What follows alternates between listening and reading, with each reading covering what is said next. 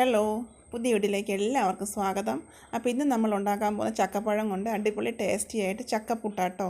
നല്ല ടേസ്റ്റാണ് ചക്കപ്പഴം കൊണ്ട് പുട്ടുണ്ടാക്കുന്നത്. നമ്മൾ സാധാരണ ഉണ്ടാക്കുന്നതിന് വ്യത്യസ്തമായിട്ട് ചക്കപ്പഴം അരിഞ്ഞെടുത്തല്ല ഉണ്ടാക്കുന്നത്, അല്ലാതെ എങ്ങനെ ഉണ്ടാക്കുന്നതെന്ന് നമുക്ക് നോക്കാം. നല്ല ടേസ്റ്റാട്ടോ. അപ്പോൾ വീഡിയോ സ്കിപ്പ് ചെയ്യാതെ കാണണേ. അപ്പോൾ ചക്കപ്പഴം കൊണ്ട് പുട്ടുണ്ടാക്കാൻ വരിക്കച്ചക്ക ഞാൻ എടുത്ത് വെച്ചിട്ടുണ്ട്.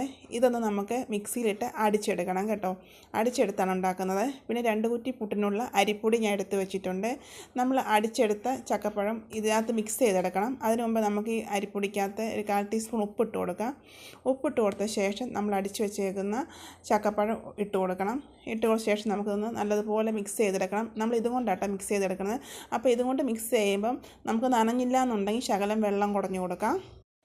ചക്കപ്പഴം അടിച്ചതിൻ്റെ അളവ് കൂടുതലാണെങ്കിൽ ചിലപ്പോൾ നമുക്ക് ഈ വെള്ളം നനയ്ക്കാതെ തന്നെ നനച്ചെടുക്കാൻ പറ്റും കേട്ടോ. പിന്നെ ചക്കപ്പഴം മിക്സിയിൽ അടിക്കുമ്പോൾ വെള്ളം ചേർക്കാറ്, ചക്കപ്പഴം മാത്രമാട്ടോ മിക്സിയിൽ അടിച്ചെടുക്കണത്. അപ്പം ഞാനത് ശകലം വെള്ളം കൂടെ ചേർത്ത് നനച്ചെടുക്കുന്നുണ്ട്. എന്നിട്ട് ഒരു 5 മിനിറ്റ് വെച്ച ശേഷം നമുക്കിതൊന്ന് മിക്സിയിലൊന്ന് പൊടിച്ചെടുക്കണം കേട്ടോ.